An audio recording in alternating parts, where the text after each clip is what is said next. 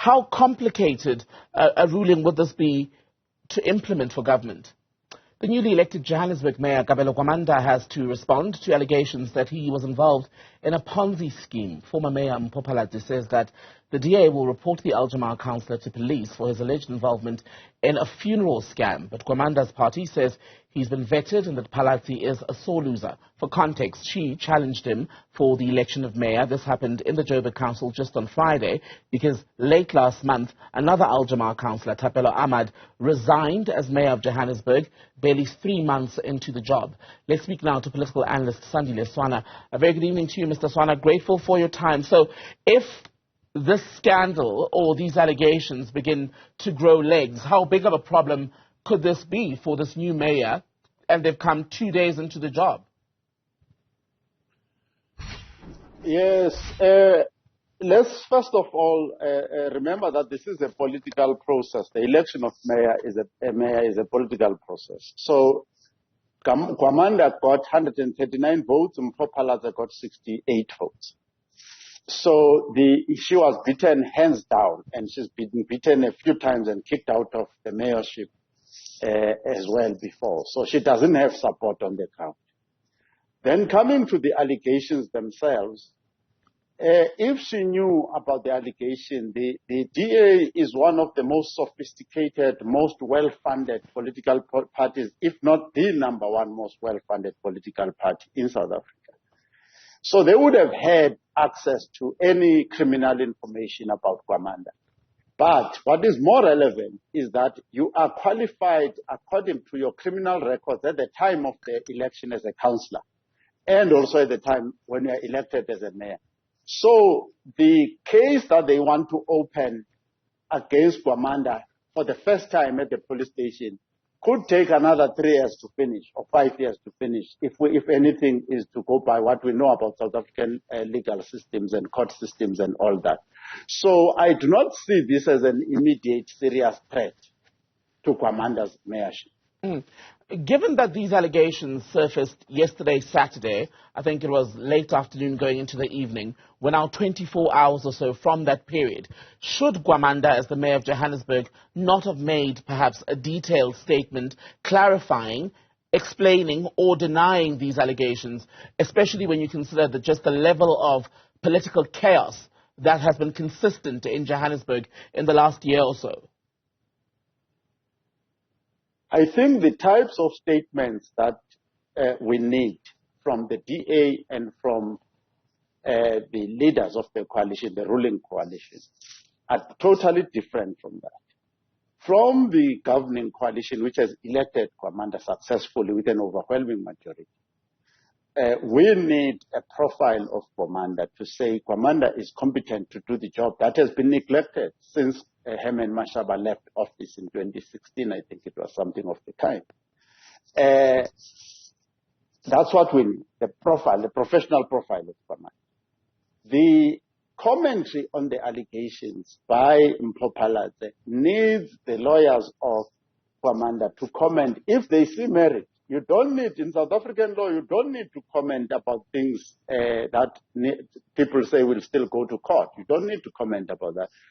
If he has briefed attorneys, he can confirm that he has a need as a reason to brief attorneys. Otherwise, anybody can make any allegation and distract you from your work. I think Phalatse needs to be telling us more clearly what the DA is going to support the stabilization of the municipality and the successful implementation of the services. The budget that she prepared, Phalatse prepared, for instance, to support city power at 1.2 billion when the backlog is 26 billion. It means it's 21 years. It would take 21 years to, if we used a Phalatse's budgeting system to resolve the backlog at city power. In terms of infrastructure, it would take 48 years to resolve the backlog on infrastructure more generally. So there are issues that need actual attention that can benefit us citizens. We cannot have people who've got a negligible number of votes to be disrupting the municipality. So just on the DA and the former mayor Mpho Phalatse, whose name these allegations have come to the fore attached to, she has given, as of yesterday, the DA, I should say, had given the new mayor about 48 hours to respond, to clarify, whatever the context. If there is nothing to these allegations that Gwamanda, the mayor, was involved in a Ponzi scheme, could it all blow up in the DA's face? And I wonder what the political consequences of that might be if nothing comes of this.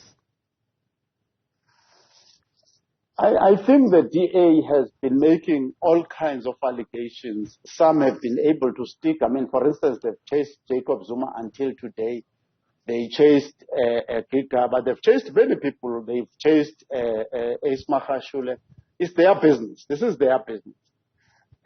But the DA has been, even since the time that Sten Hazen took over power, the DA has not been able to actually improve its electoral standing. The electoral standing of the DA is not strengthening overall. So they've got a job to do. To be beaten 139 to 68 shows that you have a very long way to go. And that is what they should be focusing on. As to whether this will make them more popular, they've fought many big scandals. For instance, the Zuma scandal. How many votes it brought them, I do not know. And you say that at this point, Gwamanda basically is under no obligation to respond in any way because there's no crime yet proven or concrete evidence of a crime committed on his part as per the allegations of this Ponzi scheme. But in politics, perception goes a long way as well. On that score, how much should he concern himself with this issue, even if nothing concrete has come forward yet? If he has time, he can make the statement that once charges are put to him, he will brief an attorney and the attorney will address whoever needs to be addressed. When you've got as big a job as what Gwamanda has, a very steep mountain to climb, you cannot be responding to every random statement that is made out there, let alone one that is in its infancy. Even if Gwamanda was involved in the Ponzi scheme, it doesn't mean that he's criminally liable. There's still a long way to go for that matter. And what worries me is that the DA, with all its resources and many apartheid-era intelligence officers who can easily support the DA, they could have, within a very short space of time before the election, released this information with substance, with proper supporting evidence, and this has not even gone to the police station. So let me ask you then, it's just political.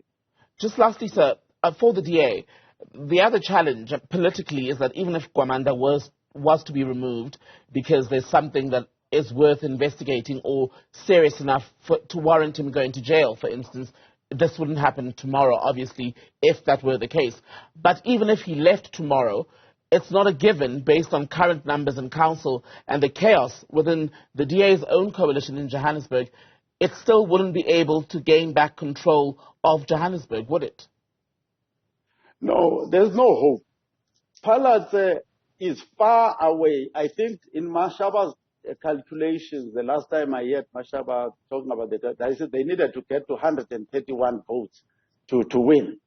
So they are far from that. And now, Phalatse herself needs to actually go out into the townships and win a lot of black voters to support her, to show that she has credibility and weight.